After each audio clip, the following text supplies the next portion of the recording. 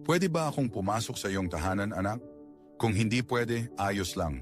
Maaari mong laktawan ang video at huwag kang mag-alala, mahal pa rin kita. Baka ngayong araw, sobrang pagod ka na para bigyang pansin. Ako dahil ilang araw na akong sumusubok na makipag-usap sa iyo, ngunit hindi mo binubuksan ang iyong puso at tahanan para sa akin. Ngayong araw, papayagan mo ba akong pumasok? Kung tinatanggap mo ako sa iyong tahanan, pindutin mo ang buton sa itaas ng aking larawan bilang tanda ng iyong pagmamahal sa akin. Naririnig ko ang iyong mga panalangin tuwing tinatawag mo ako. Ngunit bakit hindi mo ako pinakikinggan kapag gusto kitang kausapin? Maaari mo ba akong bigyan ng 1 minuto ng iyong oras ngayon? Gusto kitang ipagdasal, anak ko. Kung tinatanggap mo ang aking panalangin, magkomento ng tinatanggap ko. Ang panalangin ko para sa iyo ngayon ay ito.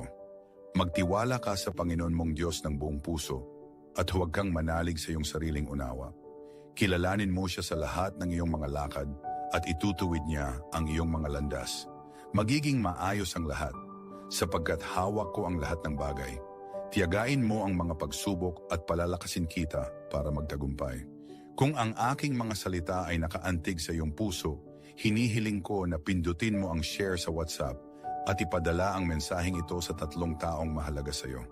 Magagawa mo ba ito para sa akin?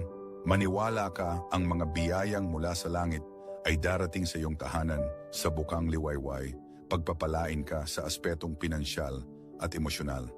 Bawat sandali ay magiging puno ng kagalakan.